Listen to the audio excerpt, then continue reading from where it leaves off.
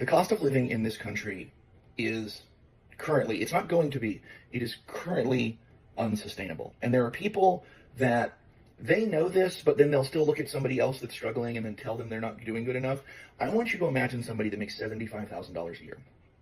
That's a pretty high up wage in terms of like top earners in this country, $75,000 a year.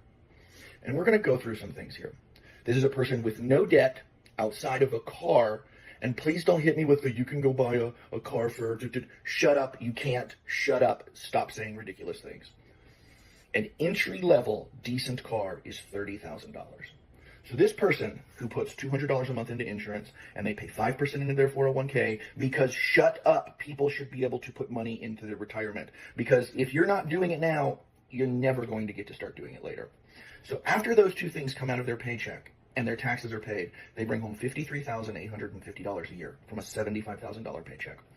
Average rent in my state for a one-bedroom apartment, because an adult should be able to live by themselves, $1,700.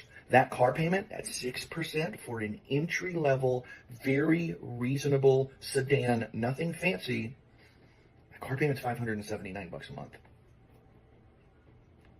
Car insurance, $240 or so a month for a lot of vehicles in this day and age. You're a young person, you've got a nice job, but the insurance companies still want to screw you over.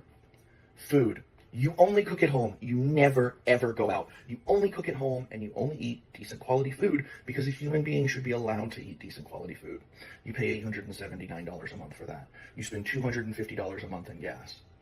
You wear and tear on your car $100 a month. $80 for your phone, $80 for your internet, $175 a month for your electricity, $70 for your water, $20 for your cash. You make $75,000 a year, and outside of a car payment, you have zero debt.